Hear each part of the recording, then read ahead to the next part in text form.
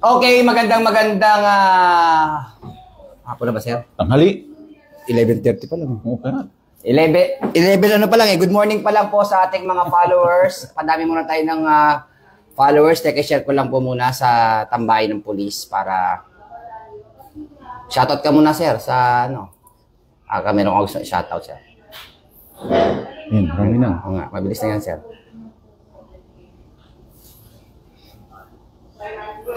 Share ko muna sa tambayan ng pulis. Paki-share po yung live natin para marami po tayong mga police applicants na may tanong. Ay,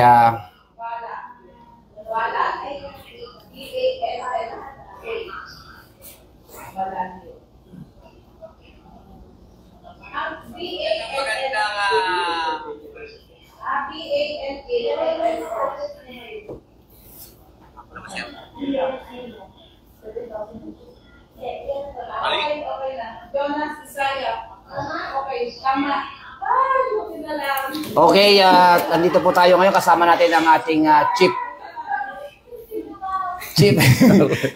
Chief PRSU NCR. Siyempre at sa ating mga followers na may mga tanong, feel free po kayong magtanong ngayon. Ako, ito na naman itong sending star. Baka sabihin nangingi tayo. Butik na yan. Ayan. Good morning po sa mga tatanong po regarding lang po sa mga documents at iba pang mga katanungan. Walang sound daw. Walang sound. Walang sound. Nagsasalita ka dyan, walang sound. Walang sounds. Oh? Meron. Sige nga. Nagsasalita ka dyan, walang sound. Oh, meron no? Meron. Sige nga. Meron na po bang sounds?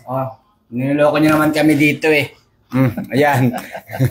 Okay, shoutout muna tayo sa aking Force Commander ng Regional Mobile Force Battalion ng NCRPO, Police Colonel Celso Rodriguez.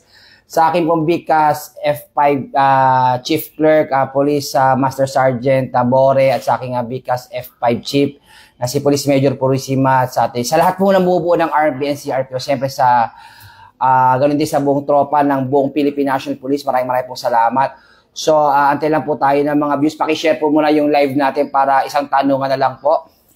Yan. So, yan. Dito tayo kukuha ng tanong. Yan, maraming tanong. So, may mga nagtatanong po dito. Yan. Teka lang muna. Kuha muna tayo ng mga 500. 500. Teka. Oh, what? Sige, okay na. Yan, okay, sir. Yan. So, yan. Yan. So, i-share natin sa PRSU NCR. Share lang. Kaway. Sister. Pa-share naman yung live. PRSU. Kamit doon. Dito sa ano. Yay! Hintay kayo dito ako!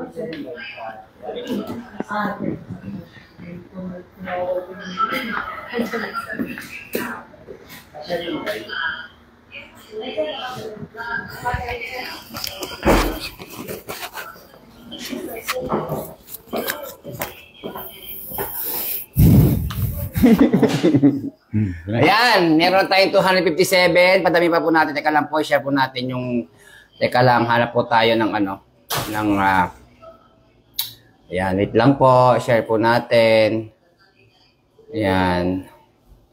Teka lang po. Teka lang.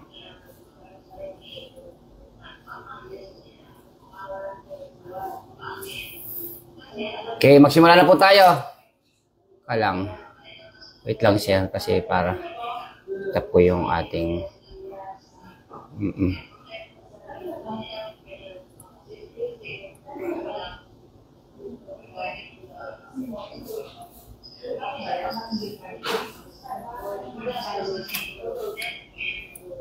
Yan, nakikita ni sir yung mga tanong niya.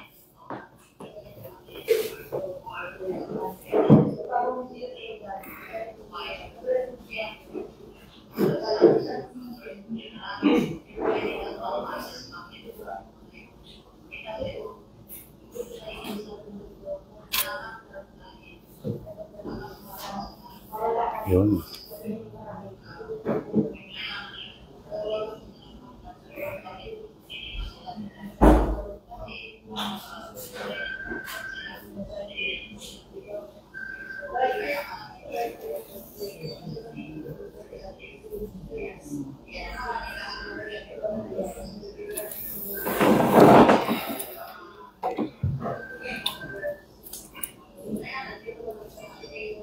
Okay, sir. Saan tayo, sir? Oo. Okay, Sige, good morning yan. po. Kasama po natin yung Chief PR issue ng NCR, si Police Colonel Jacob Crisostomo. So, yung mga may tanong po sa mga documents at saka iba pa mga tanong regarding sa recruitment, yun lang po yung sasagutin natin, pero hindi po yung sa medical at dental. Yan po. So, yung tanong natin, paki-copy-paste lang po yung mga tanong at yung pag hindi nabasa, babasahin po natin hanggang sa abot ng kakayahan natin. Sabi dito sa tanong, may chance po bang makaproceed sa neuro kapag 87 yung GWA, 76 PRC, tapos 30 years old na po kasi ako, sir? So, yung GWA niya, ito kasi yung, yung ating parameters or criteria in the selection of 600. Kasi yung quota natin this attrition quota, regular quota is only 400. So, 150% of that will take the neuro. So dahil marami yung aplikante natin, the Recruitment Screening Committee, nagpalabas sila ng criteria or parameters in the selection of 600. So ito yung parameters na approved ng Recruitment Screening Committee. Number 1, yung first priority are Latin honors, cum laude, magna cum laude, and summa cum laude. So ito yung mga Latin honors, pasok na sila na magti-take ng neuro. And based on our records, sa babae, mga 50 plus, sa lalaki, mga more than 50. So, pagdating na sa hindi Latin honors, ito yung criteria natin. GWA plus board rating divided by equals kung anong result divided by 2, yan ang yun ang average mo. Halimbawa, ito yung GWA niya is 87. So, 87 yung GWA niya. Tapos yung PRC, 76. Oh, ito, tingnan natin. 87. May calculation talaga. Oh, ito, 87 plus 87 plus 76. plus 76 equals 163 divided by 2. So, yung average mo is 81.5. So, tingnan natin kung pasok ka sa may 1 na slot ng Latin honors. Sir, meron ba tayong hinahabol na percentage? Tulad ng mo kung may cut of 95, 85, gano'n lang. Wala. Ang pabor dito, kung malaki ang GWA mo at saka mataas yung board rating mo, siguradong pasok ka. So, dito naman tayo. Next. Okay. Good day po. May chance po ba makapasok kahit may iniinom na maintenance hypertension? Lahi po kasi basta may medical certificate. So, yung po mga medical po, hindi ako namin masasagot kasi meron po dapat medical officer na dapat sasagot po niyan. Just in case po meron po tayong mga medical officer o doctor sa R&D, invite po natin sila para makapag-live po tayo. Atas tayo ko siya. Yan. Okay. So, next naman po tayo. Paki-copy-paste lang po ano yung tanong dyan? 81.5 po sa akin, sir. So, 81.5, based on our initial record, medyo mababa. Kasi mas marami ang mataas. Ito nga, kaya ito yung criteria na inadapt ng Recruitment Screening Committee kasi marami ang nakapasa sa agility. More than 4,000 plus. So, ang pipiliin lang dyan is only 600. Kaya medyo mahigpit. So, ito sir, teka lang. Sir, good morning po. May chance po ba makapasok ang dalawang eligibility tapos 86 lang kasi inabot ng GWA ko po. Pero dalawang eligibility. So, saan yung pinakamataas na eligibility niya? Yan ang gamitin niya. Hindi pala yung dalawa? Hindi yung dalawa. Kaya very simple ang ang criteria natin is very simple. Kung saan yung pinakamataas mo na eligibility, yan ang gamitin mo para maging mataas din yung grado mo. Sabi mo, pinag-usapan doon natin tungkol lang daw sa regular quota, sir. Regular quota. Yun. So, tingnan natin yung result ng attrition kung pakunti or marami pa rin ang maiiwan. Depende sa Recruitment Screening Committee kasi sila ang nagde-decide. May pag-asa po ba ang 87 GWA, 82.7 ang rating? So, plus mong 87 plus 82 divided by 2. Yan. Tapos, ano ba yung pinaka-ranking, sir? Pinaka-passing talaga sa GWA? Sa GWA, yan ang pinag-uusapan nung mag-meeting yung Recruitment Screening Committee. Yeah. Ang GWA, depende kasi sa school. May school na malaki magbigay ng GWA, may school naman na maliit magbigay ng GWA. Kaya nag-come up yung Recruitment Screening Committee ng ganitong criteria. GWA plus board rating. So, sir, doon po sa mga nakapasa sa physical agility test, sa regular, back to zero po ba kapag nag-attrition na? Hindi. Kung saan sila huminto, halimbawa, nakapasa na sila ng BMI at nakapasa na sila ng agility, tapos hindi sila kasama sa 600, hintayin nila yung announcement kung anong gagawin natin sa kanila. But initial information, hindi na sila magbaback to zero. Okay. So, sir, pwede po ba mag-change ng eligibility para makaabot sa minimum na 85 average? Yan ang problema natin sa mga aplikante. Na dapat pag fill up nila sa Google form na binigay namin sa kanila, yung pinakamataas na. Kung hahabol pa sila ngayon, tapos na-post na namin yung ranking, hindi na pwede. Kasi hindi na pwede na pabago-bago yung ranking natin. Ibig sabihin pala sa pinipila pa nilang form po, sir, isa lang dapat ang eligibility? Oo, isa lang nakalagay doon. So, kung isa lang, yung pinakamataas na. Okay. Sir, may points po sana sa Sir, sana may points din yung mga mabibilis sa 3 kilometer, yung mabibilis. Sa physical agility test, push-up, sit-up, and 3 kilometer run, walang points dyan, walang additional points.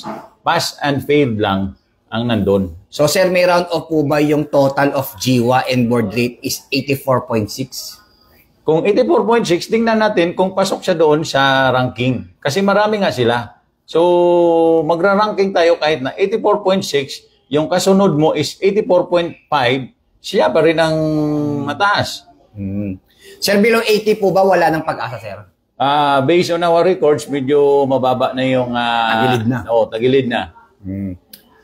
Paano po yung mga Latin honors na bagsak sa agility, sir? So, yung Latin honors na bagsak sa agility,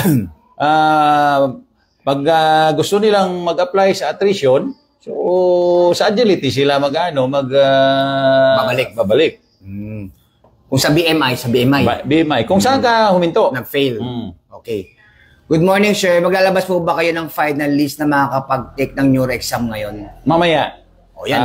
Pag nakita na ni RD, before namin i-publish yung list of applicants na magti-take ng neuro bukas, tingnan muna ni RD. Kasi ito yung mahigpit na habilin ni RD, instruction ng regional director natin na walang padrino system, lahat fair at saka transparent. So, wala siyang pinaboran, wala siyang yung special na sabi nila kay RD to, wala. So, sabi ni RD, kung anong rating niya, kung anong nakuha niya, yun ang susundin natin. So, very strict yung habilin ng ating RD na dapat malinis yung recruitment natin dito sa National Capital Region Police Office. Wala po bang plus points kapag elected official like SK Chairman po, 84.9 lang po ang computation ko po siya. Ibig sabihin 84.9 lang din computation niya sa eligibility niya or sa GWA niya. So, wala daw bang points din yung... Wala. Kaya iniwasan natin yung mga points plus na yan kasi diyan tayo magka-problema. Baka sabihin ng iba, bakit siya binigyan ng additional points? Kaya very simple ang ang computation natin. GWA plus eligibility rating equals divided by 2. Yon ang rating mo. Sir, may round off po ba sa computation ng GWA board 80.46? Wala nang round off. Kung yan na nga, 84.6, Yun na yun. 84.6 na yun. Malinis na yun, sir. Oo. Sir, sa teka lang. Sir, sa nakapagpasa po sa agility, back to zero po ba pag nag-proceed sa SAF? Hindi natin alam yung sa SAP kasi may sariling silang ano doon. Yung agility nila doon, may additional yata na swimming test. Swim test. Oh. So, teka lang. Teka lang.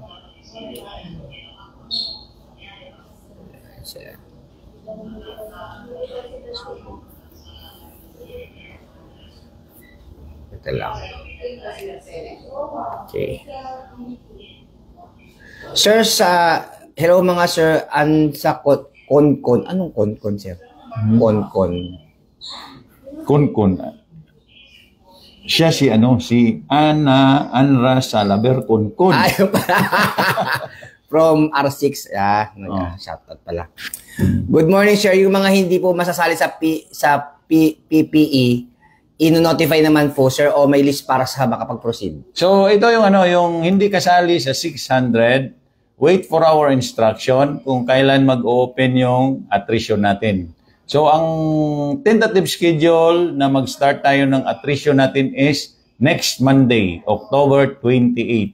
So, hintay kayo kung anong instruction sa mga hindi nakasama sa regular quota. Sir, paano po pag di nakasama sa 600? Makalipat pa po ba kami sa attrition or makahabol pa po? Taga-province po ako Bala ko po sana sa NCR mag-attrition. So, taga saan ba siya? NCR. Pero, saan siya mag-apply? Dito rin? Sir, paano po pag di nakasama sa 600? Opo. Makakalipat pa po ba kami sa attrition or makakahabol pa po? Taga-province po ako. Bala ko po sa NCR mag-attrition. So, kung dito ka nag-apply sa regular natin, at saka hindi ka... Hindi, parang gusto niya, sir, doon siya nag-apply sa probinsya. Tapos, yung, kung sakasakali daw, dito siya papasok sa mag-apply ng attrition. Pwede yun, kahit saan.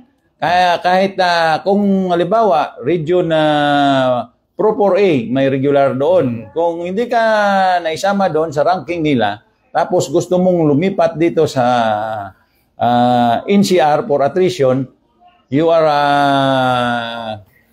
pwede kang tanggapin dito. Kasi sabi ko nga, sa 28 mag-i-start na yung attrition. Ang attrition, kahit sino tatanggapin namin basta eligible. Saka may recommendation, sir, di ba? Mayor's recommendation. Ito lang yung natin sa attrition. Dapat, pag nag-apply kayo dito for attrition sa NCRPO, dapat may dala-dala na kayong mayor's recommendation issued by the mayors of Metro Manila. So, ilang cities yun yung Metro Manila? 16? Alin, sir? Ilang cities dito? Dito, sir? Marami. Marami. So, dito kayo kumuha ng mayor's recommendation. Punta kayo sa respective police station nila para sa ad hoc committee. Sir, hanggang kailan po ang attrition? Ang attrition natin, 28 mag-i-start. So, simula na yon. At hindi back to BMI ulit, sir? Mag-BMI tayo sa mga bago. At saka yung mga sa regular natin dito na bagsak sa BMI, so i-BMI natin. Meron ba tayong initial na bilang ng papasok sa attrition? Wala pa. Wala pa kasi hindi pa naman tayo nag-start. So Monday malalaman natin. Sir, paano po pagka teka lang.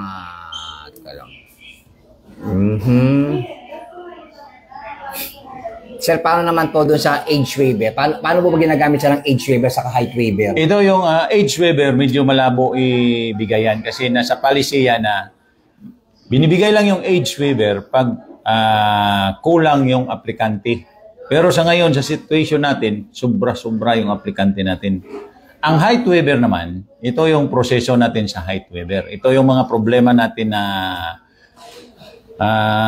ma-encounter during processing. Height waiver, siyempre, una, pag hindi ka nakaabot ng 5 platform female and 5 for male, dapat maghanap ka ng tribe, indigenous people. Hanap ka ng tribo, tapos punta ka dun sa chieftain nila or tribe leader, tapos sabihin mo sa kanya, Paadap siya, ganun. Sir, or anong tawag doon, gusto kong magpulis, kaso lang under height ako, so gusto kong kumuha dito ng certification na ako ay kabilang ng tribo nyo. So, ang isasagot ng tribe leader or chieftain dyan, o sige, i-trace natin yung family tree. Pag na-trace na may dugo ka ng isang tribe, ang tribe leader mag-issue ng certification na ikaw ay isang miyembro nila. So, yung papel na yan na certification issued by the tribe leader or chieftain, dadalhin mo yan sa National Commission on Indigenous People or National Commission for Muslim Filipino. So, dadalhin mo yan doon, tapos, ipaprocess nila. After that, mag-i-issue sila ng Certificate of Confirmation. So, pag may papel ka na, Certificate of Confirmation, na na-prove na ikaw talaga ay isang member ng isang tribe.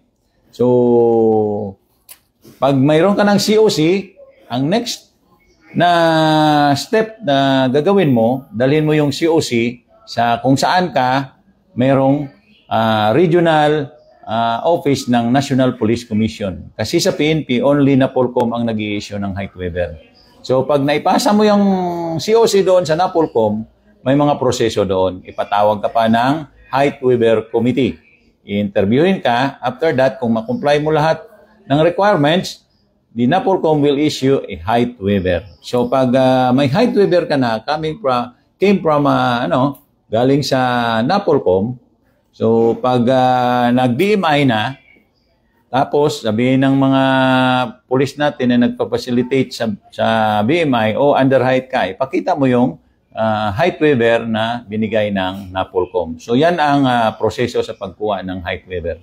So, sir, ano ba talaga yung status ng complete background investigation? Ano po ba dapat nilang gawin? Kasi, syempre, halimbawa, nasa paligid sila ng community ng mga gumagawa ng mga illegal. So, affected ba yung police applicants? O, halimbawa, yung kanyang pamilya ay involved sa illegal activity? Ang mahirap sa complete character background investigation. Kasi very sensitive yan. Gusto nilang pumasok ng police, dapat malinis ka. There are applicants kung nasa Mindanao ako, Region 12 and then Region 7 na maraming bagsak sa CBI. Pero kasi kompleto na sa documents yan eh. Yan. Diba? Pero pagdating sa CBI... sample natin doon when I was assigned sa PR7, may isang aplikante doon na Latin honors. Pero pagdating sa CBI, bagsak siya, not recommended. Why? Kasi nakita doon sa sa report, nagip na information na itong aplikante na to sumasali sa mga rally na kinakalaban ng gobyerno. So sayang kasi cum laude pa naman siya. So bagsak siya. May ano yung permanent disqualification? May pagkabagsak ka sa CBI, magre-request ka ng re-evaluation. Kailangan para... So, it is not permanent disqualification ng CBI. Kung gusto mong linisin yung pangalan mo, magre-request ka sa DI ng re-evaluation. DI sa Kramis? Oo, sa Directorate for Intelligence. So, ang halimbawa, nag-apply ka ngayon dito sa NCRPO, may record ka sa CBI mo. So, next year, kung gusto mo mag-apply, i-clear mo muna yung pangalan mo. So, sir, pagka ba bumagsak sa BMI po ba, ay ipapaalam sa kanila na sila ay fail o... Sa CBI? Oo. Oo. O ito yung naging dahilan kung bakit ka... hindi kami ang mag-inform sa kanila. So, tatanungin nila yung DI kung bakit, anong reason na not recommended. Ang dalawa lang yan recommended at saka not recommended. Pero based on our experience, in-interview din namin yung aplikante. Like doon sa Region 7, tatanungin ko, bakit bagsak ka? Sabi niya, sir, ganito, ganyan. So, i-advise ko, sige, kung gusto mong i-clear, sumulat ka sa DI. So, good morning, sir. Pagdating po, sir, sa CBI, halimbawa may blatter po sa barangay. Pero about lang sa agawan ng lupa. May problema po ba yung pagdating sa CBI? Yun, baka isama doon sa report. Mahagip ng nagkakandak ng CBI. Sa mga negative, sir, di ba? Oo, lahat ng negative tungkol sa pagkatao mo. Pati positive, sir, di ba? Oo. Iwasan mo yan. Sir, may chance makahabol sa Region 8 at Region kahit tapos ng pasahan ng requirements kung di papalari sa PPE? Hindi ko alam kung kailan ang schedule ng Region 8 sa pag-receive nila ng document sa pag-process attrition. So, i-check niya na lang doon. Taga doon ba siya? Sir. Tanungin niya na lang kung tumatanggap pa sila yung Region 8. Good morning, sir. Pag sa attrition po ba, di na binabase ang GWA pati eligibility rating? Direct attrition po kasi kami dito sa Mindanao. Sa Mindanao. So iba yung ano nila doon, iba yung criteria nila doon. Kasi every recruitment unit may sarili-sariling criteria kasi may may sarili silang recruitment screening committee. So dito sa NCRPO, ang volume ng aplikante malaki. So, para madaling mabawas yung makuha yung 150%, yan ang napag-usapan ng recruitment screening committee natin dito. The recruitment screening committee composed of 7. Yung chairman, yung DRDE, yung vice chairman, yung NAPOLCOM, ang member, yung R2, Kauser. Hindi, secretariat na ako. R2, yung women's representative, DILG representative, RPOC, at saka yung CHED, 7. So, pinag-uusapan nila yun. So, sir, pag nakapasa na po ba sa BMI at agility sa regular quota tapos nagpasa ng folders attrition, mag-BMI, at agility po ba ulit yung mga nakapasa na? Yung, sabi ko nga, yung regular quota na hindi naisama sa 600, wait for our instruction. Kasi ang napag-usapan naman ng recruitment screening committee na hindi naisama sa, halimbawa, pumasa ka na sa BMI at saka sa agility during regular quota, so hindi ka na i-BMI at saka hindi ka na i-agility. You wait for the ranking para sa 1,500. So, sir, kasama po ba sa GWA yung masteral? Wala tayong ganyan. So, fair lahat. Fair tayo lahat. GWA plus board rating lang. Sir, wala po bang consideration sa mga 30 years old, sir, 87 GWA, 76 BRC, galing pa po ng Zamboanga? Wala tayong ganyan. So, yun lang tayong natin. Yun lang ang criteria natin. Parameters natin. First, priority, Latin Honors. Lahat ng Latin Honors, pasok na yan. At saka second, magra-ranking tayo based on the result of their GWA plus eligibility rating. Sir, paano po yung mga nakapasa sa physical test? Na pasado na, tapos hindi nakuha. Yun nga, sabi ko, maghintay sila para sa regular quota. Walang. Paki-copy-paste po yung mga post kasi mabilis po yung dating ng mga message. Yung mga comments nyo po pala.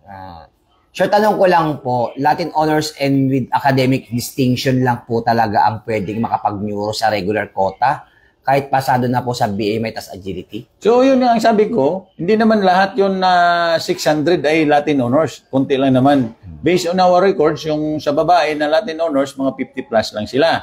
And then sa lalaki, mga 100 plus. So, ang maiwan dyan, dyan tayo magra-rankings based on the result of their GWA plus eligibility rating. Good morning, sir. Paano po yung mga double eligibility? May chance po ba na makapasok sa neuro, sir? Yun nga, ang pinakamataas na rating nila, yan ang gamitin. Kaso lang, nung mag-fill up kayo doon sa pinapilapan namin, mali-mali yung pinilapan namin, so hindi na namin kasalanan yun. Kasalanan nyo na yun for not following instruction. Ito, sir, baka may ka dito. Paano po yung malabo ang mata pero nakapag-apply na po na willing magpa-LASIK? So, depende sa assessment ng doctors natin. Dapat siya, meron pang yan, sir, eh. So, teka lang, next.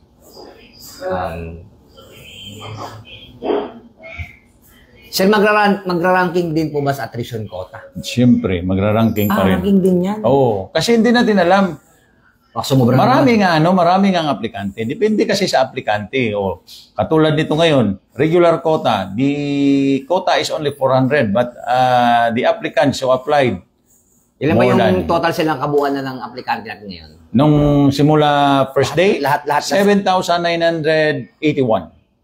Mm. So, 7,900. Ilan na Bumaba na, nagiging 4,000 plus na lang ang pumasa na lalaki at saka 1,000 plus na babae. Pero 400 lang talaga 400 lang ang kukunin. Sa babae, 20% of 400 is only 80. So, 80 lang ang kukunin. Sa dami-dami niyan, 80 ang kukunin. So, 80 plus 320. 320 na lalaki. Sir, pare-parehas po ba na halimbawa di nakuha sa region, sa ranking, ganun din po kaya gagawin sa mga hindi nakakuha, makakasali pa din po kaya sa attrition pag nag-umpisa na ulit? Oh, basta hindi ka nakuha, kung willing kang mag-apply sa attrition, tatanggapin natin. Alang, next. Sir, pag meron po ba kung mayor's recommendation, need pa rin magpasa ng folder sa station? Depende sa requirement ng ano. Saan ba siya kumuha ng mayor's recommendation? Nakalagay, sir, eh. Oo. Kasi before mag-issue ang mayor ng mayor's recommendation, dapat dumaan sa ad hoc. Ang ad hoc. Paliwanag mo, sir, ano po ba yung ad hoc, sir? Ad hoc sila yung nag-i-screen. Temporary lang kasi ang ad hoc during attrition period. Ano ng ad hoc, sir? Ang ad hoc, ito yung papel nila. Ad hoc composed of the mayor, yung chairman, ang member, ang local government officer, DILG officer doon sa area, chief of police, at saka yung women's representative. So ito yung mag-i-screen sa aplikante. Ayun pala yung ad hoc. So, Bago bigyan ng mayor's recommendation. i-screen nila yung aplikante, depende sa criteria. Kailangan pumasa muna sila sa ad hoc bago sila. Yun. Kaya nga, pag na-recommend na sila ng ad hoc, bibigyan ng mayor ng mayor's recommendation. So yan ang dadalhin nila. And then, may list dyan, ipoforward ng mayor dito sa regional office yung list ng applicant na nabigyan niya ng ad hoc clearance ng mayor's recommendation. Good morning po, sir. Tanong ko lang po, if ranking po ulit mangyari after PPE po, sir, or based na sa result ng PPE po, sir? So, di ba mag-ano tayo ranking para kunin yung 150% to take the neuropsychiatric and psychological examination. After that, kung sino ang makasurvive, kasi marami pang steps yan eh.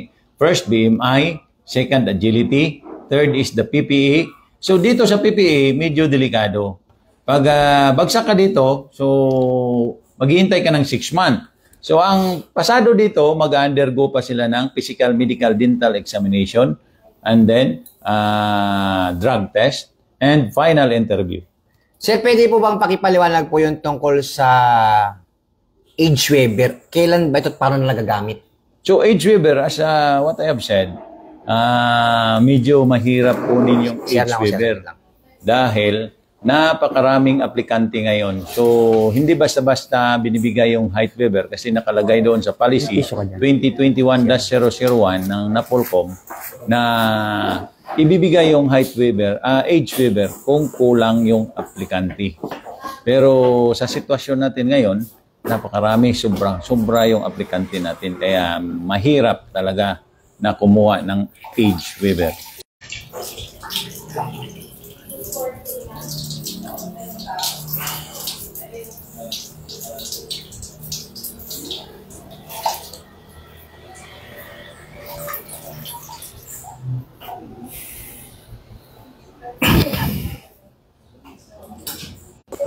Yan, nagbabalik po tayo. Sorry po. Sige na, sige. Anat. So, go. Oh, sige, banat. Saan yung ano natin? Teka lang. Ilaw. Yan. Yun. So, yan. Sir, paano po yung mga hindi napasado po sa BMI at PAT sa Sa GDT. yan, sa PAT, sir. Paro, Sir, kaso lang, hindi nakuha. paano po yung hindi nakapasa ng folder sa station dito sa NCR, napasado po sa BMI at PAT, tas gusto po mag-apply sa attrition? Paano po kaya yun, sir? Dapat kumuha sila ng mayor's recommendation kasi yan ay one of the documentary requirements. Susi talaga yun, sir, para ano. So, hindi sila tatanggapin sa attrition pag wala niyan. Ranking pa rin po bang attrition? Opo. Oo. Yan. Sir, paano po yung... Okay, next naman po tayo. Sir, paano po yung hindi nakapasa po? Good morning, sir. Sir, good morning po. Iba po ba yung attrition na 1,500 sa attrition ng NCR? Yan nga ang yun nga ang attrition ng NCR, 1,500. Sir, yung mga academic distinction awardee, pasok na po ba sa 600? Yun yung sabi ko nga, Latin honors at saka yung mag-ranking tayo based on the result of your GWA plus eligibility. Sir, pwede po ba dalawang municipality ang pagpasahan ng documents sa NCR attrition quota? Bakit dalawa? Isa lang. Sigurista. Sir, yung mga... teka lang. Good morning, sir. Regarding po sa mga documents po, sir, paano po pag may pagkakamali sa isang letra o date of birth? Yan ang i-correct nila dapat.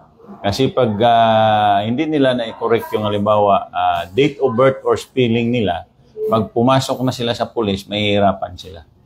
Kasi like for example, pag nakapasok ka na sa police, tapos mali yung spelling mo, siyempre, titingnan doon sa mga document mo. Kung iba yung birth certificate mo, iba din ang spelling doon sa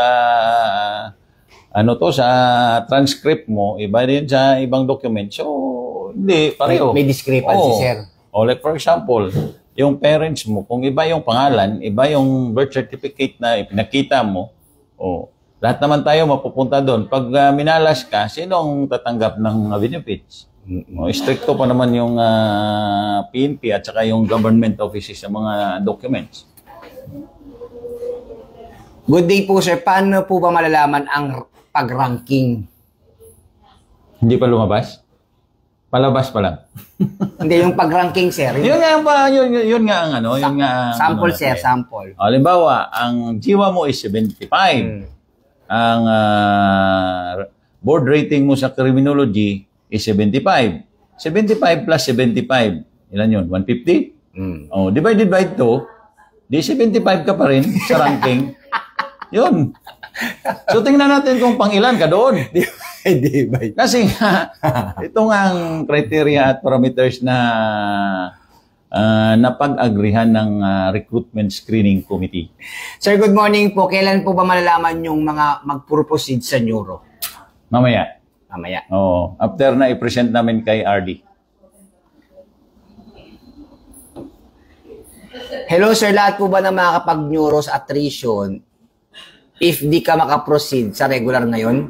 So, kung hindi ka maisama sa attrition, sa regular, so maisama yung pangalan mo doon sa attrition. At saka yung mga, kahit na pumasa sa regular, sa lahat ng steps sa regular, tapos excess ka, maisama ka pa rin sa attrition. Sir, may advantage po ba kapag dalawang eligibility? Advantage yan pag mataas yung isa. Halimbawa, 75 ang isa. Pagpantay, sir. Pagpantay, pumili ka na ng isa dyan. So, advantage pag ito yung natin, mas pag mataas yung eligibility mo at saka mataas yung GWA mo.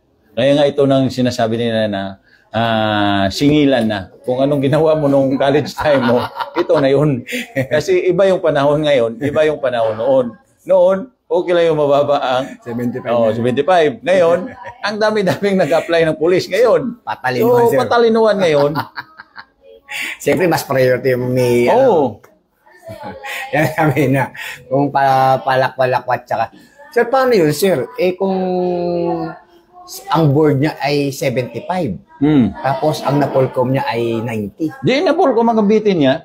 Siyempre sila eligibility ng criminology, di ba? Kasi wala namang doon wala namang sinabi ang Recruitment Screening Committee kung anong Basta fair, patas.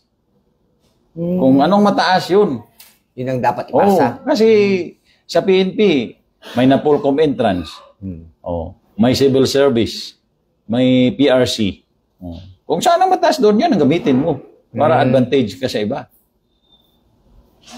Okay, sir. Teka lang. Good morning po, sir. Kailan po schedule ng PPE po, sir? Bukas. Bukas na. Bukas. Mamaya, Matulog na kayo ng maaga. mamaya, ipopost na namin yung maswerteng 600. 85.25 po ang average. Pasok po ba? Anong G1 niya? 85? Sir. Tingnan natin doon sa ranking. May chance po ba Jiwa 84 board rating tapos 82.75 divided by 283? 83. Medyo malabo na kasi marami nga eh. 4,000 plus kasi ang male. Ilan sir ang bilang ng Latin honors natin? Ilan ang Latin honors natin? Latin honors natin sa male, mga 100 plus. 100 plus ba? Marami. Mga cum laude, gano'n? Magna cum laude, summa cum laude. Nakapasok na, Ayun, mga bright yun. Kaya nga, pa-bright yung PNP. Sir, sa ranking po sa neuro, ilang babae at lalaki po bang kukunin? May ranking rin para sa neuro, sir? Wala nang ranking sa neuro, pasantin lang. Utak na yan, sir. Pagpasado ka na sa neuro, diretso ka na sa next steps. Doon lang magra-ranking. Ito na naman. Doon na magra-ranking sa final interview para kunin yung kung anong-ano. Sir, 800. 200%. Ayun na. Ito na yung lista. Kaso lang, i-present ko pa ito kay RD. Yan. Sir, pag bumagsak ba sa neuro, sir, neurotic? Hindi naman. Depende sa assessment ng psychologist at saka psychometrician yan. Hindi. Sila lang makapagsasabi niyan kasi hindi naman tayo psychologist or psychometrician eh. So, Sir, pag bumagsak ka sa neuro, wait for 6 months. Sir, paano kapag palagi bumabagsak sa neuro, sir? Ito yung tandaan natin. 3 times na bumagsak ka sa neuro, the 4th na mag-apply ka, permanent disqualification na yun. 3 times. Paano, sir, albawa, pumasa sa neuro. Tapos, pumasa sa neuro, ay bumagsak sa neuro. Tapos pumasa sa neuro, pero bagsak sa agility. Tapos yung may gap. Wala, basta 3 times. Kahit na 10 beses ka na nag-apply, 3 times ka na bumagsak, ika-10 mo, di ba, una, bagsak ka, tapos pasado ka. Mga 7 times, ika-7, bagsak ka. Gumasa TikTok, sir. Basta 3 times ang nakalagay doon. Hindi naman successive. 3 times. Kahit magkakaibang permanent disqualification na yun. So, okay, ito ka lang. Sir, paano po kapag computer programmer, web developer, and software engineer ang work experience? So, wala na tayong mga ganun. Basta ang GWA plus eligibility rating, yun na yun. Doon na magbabase talaga sa... doon na. Kung bulakbol ka nung college time mo, singilan na yun. Kaya mag-aral ng mabuti. Yung mga nakikinig na mga estudyante, mag-aral kayo ng mabuti. Yan. So, magpapalam tayo kasi baka ipapas mo siya. So, magpapalam na po tayo at ito na po yung result ng... ito na po yung result natin. Naku, sir, tinan mo. Ang daming cum laude. Ilan ang cum laude pa dito? 63? 63 ang cum laude. 63 sa lalaki? Lalaki ba ito na? Babae pala ito. 63. Ang cum laude. Ang Latin honors sa lalaki? 49? Yes. 49. Dami-dami nila eh. Puro cum laude, sir. Cum laude, magna cum laude. Sa female, mayroon isang summa cum laude. Ito yung ano yung pinakamataas, sir? Summa. Sabi daw nila, first honor, second honor, third honor. Ano yung pinakalo dyan? Cum laude? Cum laude yung... Yun yung pinakamataas? Di, ito, summa. Anong course yan, sir? Ewan ko, anong course nito? So, ang ganda na lang po yung ating live ngayon, sir. Baka meron kang inspiration na mensahe sa ating mga... Siyempre, marami tayong nanonood sir ng mga hindi lang criminology student, kundi meron din mga estudyante sa iba't ibang course. Baka may payo ka sa kanila, sir, na mag-aral mabuti. Katulad niyan, sir, di ba? Nasabi mo na ang basyan pala ngayon ay jiwa. So, sige, bigyan natin sila ng payo, sir, kung ano dapat nilang pagandaan, lahat sa mga criminology student o mga ibang courses, sir. So, sa pag-a-apply ng police ngayon, hindi katulad noon na palakasan. At saka kung physically fit ka, pasok ka na, especially yung mga criminology. Sa pag-apply ng police ngayon, utak yung tinitingnan natin. At saka pagalingan sa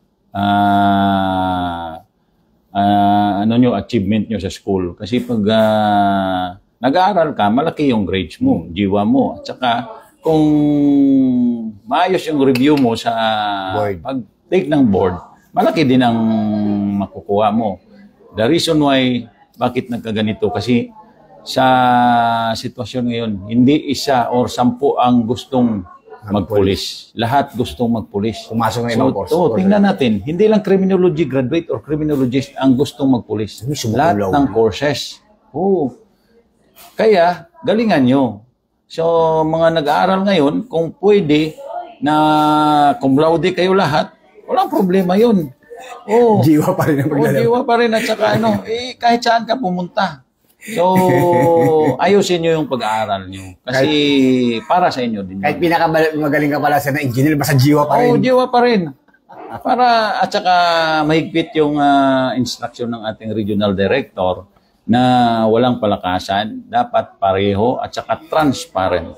Ito naman ang gusto ng ng Publiko. PNP Recruitment and Selection Service. Ang tao. O at saka ito naman ang gusto ng community na malinis yung recruitment ng PNP.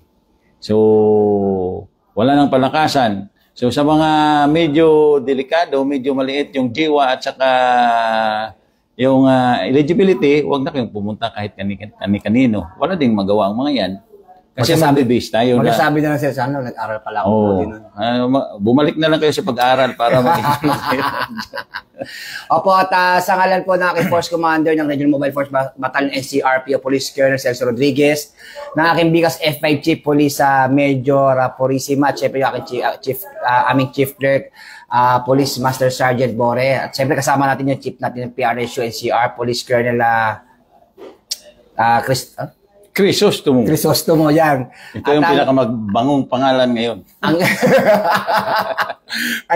Ang ganito na lang po yung ating live. At saka, pag may time po ulit, pag si Sir ay mag-live po tayo. God bless you po. Shout out sa mga RRSU 7 personnel. Yan. Thank you po. Bye-bye po.